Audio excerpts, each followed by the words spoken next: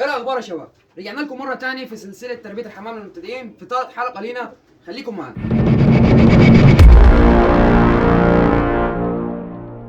ورجعنا لكم مره تانية يا شباب من جديد. فاول حاجه معانا وعايزين نعرف، هل ينفع امسك بيض الحمام وهو تحت الحمام؟ زي ما قلنا في فيديوهاتنا السابقه ان انت ينفع تمسك بيض الحمام في حالتين بس، او يعني من الصح ان انت تمسكهم في الحالتين دول بس. اول حاله معانا تمسك بيض الحمام زي ما انا في ايدي كده وتكشف عليه بكشاف الموبايل بعد رابع يوم من البيض. بتشوف البيض مخصب ولا، عشان لو ما كانش مخصب بتبتدي تشيله وتشوف الجوز عيبه ايه، او تخليه بيض تاني او اول شغله زي ما احنا فاهمين. دي اول مره تمسك فيها البيض، اللي هو بعد 4 ايام او 5 ايام بتشوف البيض مخصب ولا لا. تاني حاجه تمسك البيض فيها لما يكون فاضل يوم على الفكس. بتبتدي تشوف الزغلول، هل الزغلول ناجر في البيضه ولا لا؟ الزغلول هيكبس، ممكن تساعده ان انت مثلا تفتح له حته من البيضه او لا.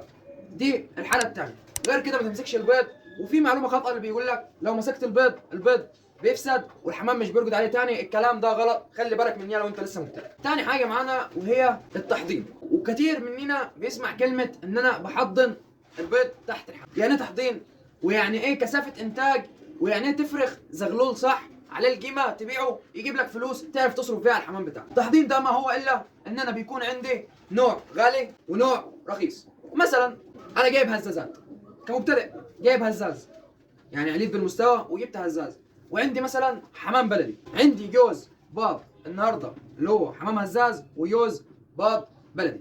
ببتدي اخد بيض الهزاز احطه تحت البلدي واشيل بيض البلدي خالص. عملت انا دلوقتي للي ما فهمش، انا شلت البيض بتاع البلدي وحطيت مكانه هزاز. فبالتالي الهزاز 10 ايام وهيبيض تاني، فهيبقى فيه كثافه انتاج عندك، هيبقى فيه زغلولين طالعين عندك عند البلدي اكبر من الزغاليل اللي هتطلع تحت الهزاز ب 10 ايام. يبقى انت كده في الشهر اللي هتفطم فيه الزغاليل تحت الهزاز هتفطم معاها زغاليل هزاز تاني من تحت الاب والام نفسه.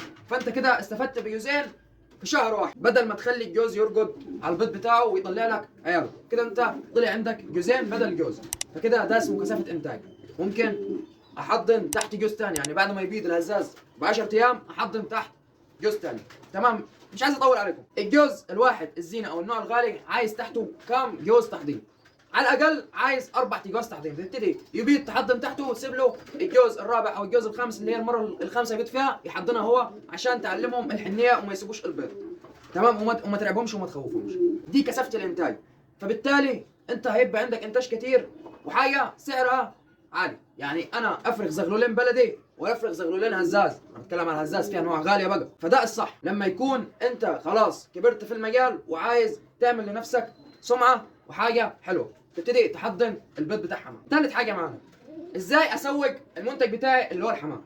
طبعا كتير من الناس بيطلع عندها زغاليل ومش عارفه تبيعها وبتشبب وبتشتغل ومش عارفين يبيعوها شغاله حتى. بص يا باشا، اول طريقه للتسويق بتنزل سوق، بتبتدي تعرض الحمام بتاعك وان شاء الله يتباع. دي اول طريقه ان انت تنزل بيها السوق وتبيع الحاجه بتاعتك.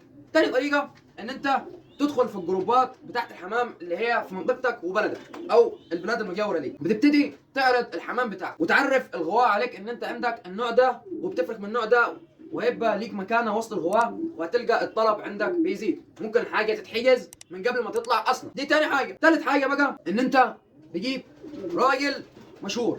هتلقى واحد بيجي لك عند البيت يقول لك انا عايز اقعد معاك شويه في حاجه عندك للبيع، فكده الزبون بيجي لك لغايه مكانه. انت مش محتاج ان انت تبيع الحاجه بتاعتك. ادي الثلاث طرق اللي انت تبيع بيهم الحمام بتاعك. ركز واعمل علاقه حلوه مع الناس اللي بتشتري منك. تمام، اعمل لنفسك مكانه تعرف تطلع الحمامه بتاعتك.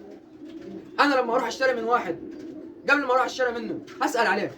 الناس بتتكلم عليه كلام حلو، فانا هروح وانا مطمن. حتى لو زود لي على 8 جوز 100 200 انا مرتاح. الناس بتقول عليه كلام حلو، الحاجه بتاعته مضمونه. تعامل صح هتلقى الناس جايه. ما تضحكش على حد، ربنا هيكرمك. راعي الحاجه، راعي ربنا في الحاجه بتاعتك. خليك من الاول وانت فاهم يعني ايه راعي ربنا في الحاجه بتاعتي. هتلقى ربنا بيكرمك من جميع الجهات، وحتى لو ماتت منك حاجه ربنا هيعوضك خير ان شاء الله. زي ما معودينكم سلسلتنا بسيطه، الفيديو بتاعنا مش بيطول. ما تنسوش ان انتوا تنزلوا تشتركوا في القناه دلوقتي واللايك بتاعك الجميل، وانتظرونا في فيديو جاي ان شاء الله.